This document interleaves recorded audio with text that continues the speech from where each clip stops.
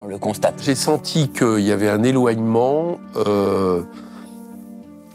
au moment où moi, la ligne que je défendais a fini par devenir majoritaire à France Insoumise. C'était l'idée que les 600 000 voix qui avaient manqué à Jean-Luc Mélenchon, ils étaient dans les quartiers populaires. Principalement, pas seulement, mais principalement. À partir du moment où les sujets concernent davantage les grands ensembles urbains, les quartiers populaires, etc., dans les campagnes, ils se sentent moins représentés. Cette ligne-là nous amenait évidemment à être capable d'être vécus comme ceux qui défendaient les habitants de ces quartiers, la jeunesse de ces quartiers face à tout ce qu'ils subissaient comme oppression.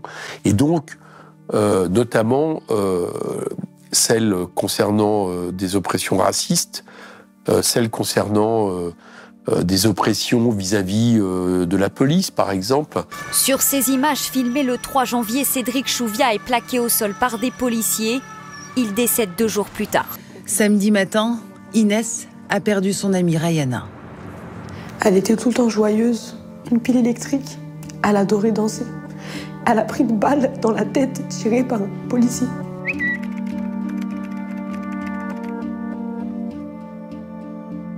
Vos propos, vous le savez, ont suscité de très vives réactions politiques. Ce matin encore, le syndicat de police Alliance va porter plainte contre vous. Ces propos, Jean-Luc Mélenchon, est-ce que vous les assumez à nouveau ce matin? Évidemment, c'est mon devoir de le faire. Dire que la police tue ne parle pas du tout à la France qui habite autour de chez moi, la France de la ruralité, de la campagne.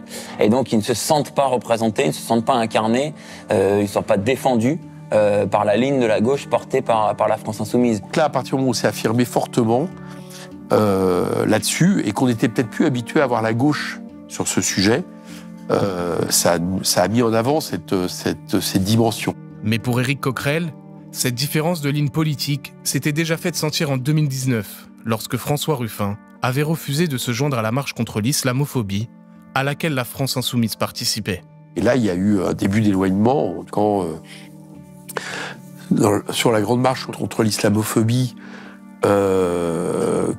François avait expliqué, alors je crois qu'il avait football, ou je ne sais plus ce qu'il avait dit, et que c'était pas son truc. François Ruffin, une dernière question. Vous allez manifester le 10 novembre prochain contre l'islamophobie, parce que vous avez signé la tribune contre l'islamophobie. Moi, j'étais à Bruxelles en train de manger des frites et des gaufres avec mes enfants, donc c'est pas mon truc. Maintenant, je vais vous dire... Attendez, ça veut dire quoi? Ça veut dire que vous l'avez signé... J'irai pas dimanche, je joue au foot.